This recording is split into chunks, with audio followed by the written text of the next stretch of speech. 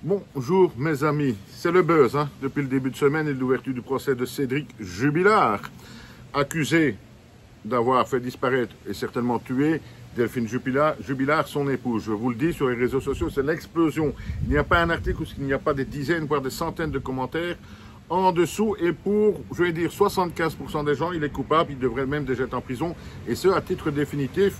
Notamment quand on a appris que pour un de ses enfants, qui est âgé de 11 ans, si je ne me trouve pas, il était persuadé, lui, que c'était bien son père qui avait fait disparaître et tuer sa maman. Là, c'était presque l'émeute sur les réseaux sociaux. Mais depuis hier, et là, c'est un peu moins commenté ou pris beaucoup plus à la légère, pour la première fois, et au tribunal, et là ça compte, ce n'est pas dans un média qu'on vous dit ça, ce n'est pas entre amis qu'on en parle, Cédric Jubilard a affirmé qu'il n'avait pas tué Delphine Jubilard. Alors pour moi, je pense que ça change quand même pas mal de choses.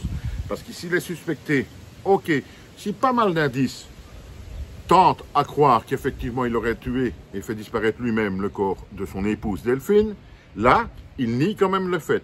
Donc, on est dans un procès pour meurtre, ou du moins disparition, parce que meurtre, ce n'est pas encore tout à fait le cas puisqu'il n'y a toujours pas de corps, où il y a un accusé que rien ne prouve qu'il ait tué sa femme.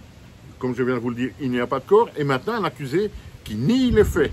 Là, ça va quand même devenir compliqué de prouver qu'il a tué. Il le nie, il n'y a pas d'indice, il n'y a pas de preuve matérielle, il n'y a en fait strictement rien.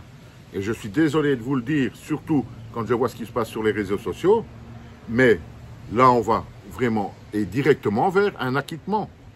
Il n'y a pas possibilité de penser autre chose.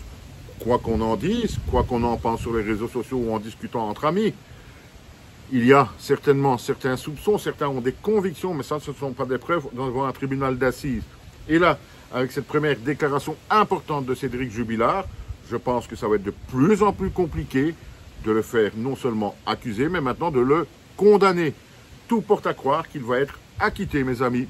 Désolé pour ceux que ça va faire enrager, mais c'est comme ça.